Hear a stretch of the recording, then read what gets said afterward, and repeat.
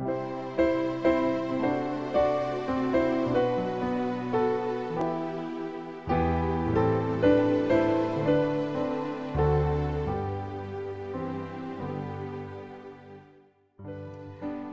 pagi, mari kita mengawali hari ini dengan mendengarkan firman Tuhan dari buku Renungan Pagi Pulang ke Rumah yang ditulis oleh Ellen G.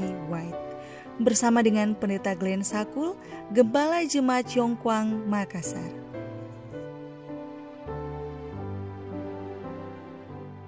Shalom, selamat pagi. Mari kita berdoa untuk meminta hikmat dari Roh Kudus Tuhan. Ya Allah kami yang di sorga, ketika kami mendengarkan firman-Mu di pagi ini, kiranya Roh Kudus Tuhan memberikan kami hikmat dan kuasa. Di dalam nama Yesus kami berdoa. Amin.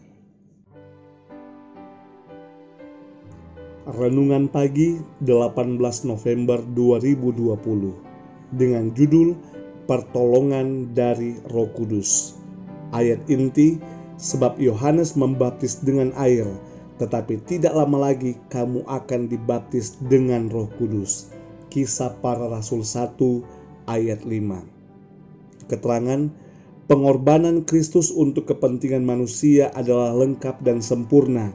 Syarat pendamaian telah dipenuhi. Pekerjaan untuk mana ia datang ke dalam dunia ini telah dilaksanakan. Ia telah memenangkan kerajaan itu. Ia telah merebutnya dari iblis dan telah menjadi wali segala perkara.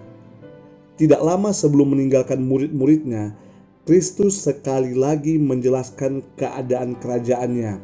Ia mengingatkan kepada mereka perkara-perkara yang pernah dikatakannya dulu mengenai hal itu.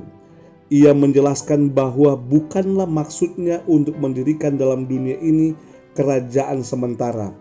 Ia tidak ditunjuk untuk memerintah sebagai raja dunia di atas tahta Daud.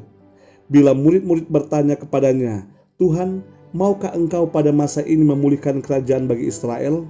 Jawabnya, "Engkau tidak perlu mengetahui masa dan waktu yang ditetapkan Bapa sendiri menurut kuasanya." Kisah 1 ayat 6 dan 7. Tidaklah perlu bagi mereka untuk melihat lebih jauh daripada kenyataan yang telah diadakannya untuk dilihat oleh mereka. Pekerjaan mereka adalah untuk memasyurkan pekabaran Injil.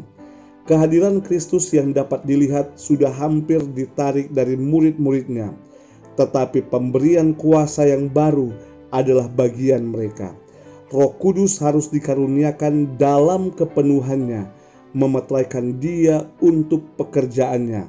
Dan aku, kata Juru Selamat, akan mengirim kepadamu apa yang dijanjikan Bapa-Ku, tetapi kamu harus tinggal di dalam kota ini sampai kamu diperlengkapi dengan kekuasaan dari tempat tinggi. Lukas 24 ayat 29.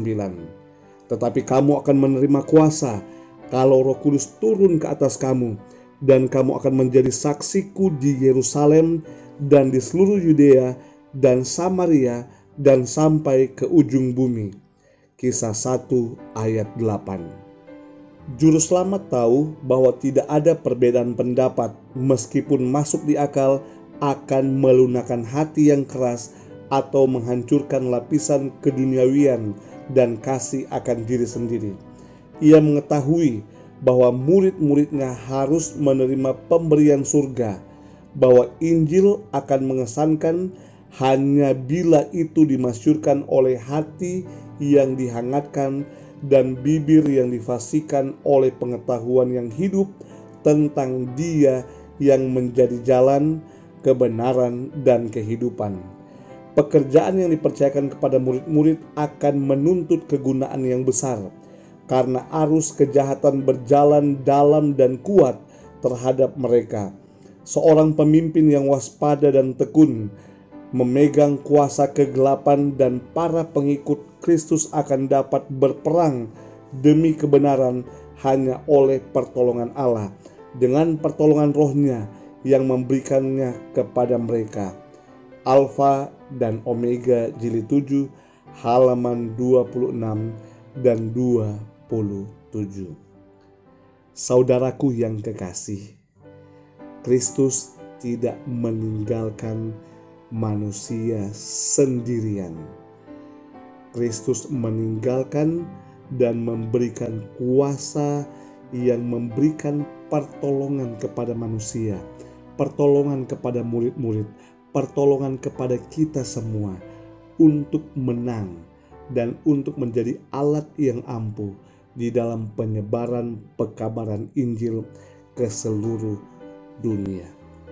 Terimalah roh yang diberikan oleh Bapa melalui Kristus, dan mari kita menang dan kuat di dalam peperangan-peperangan kehidupan kerohanian.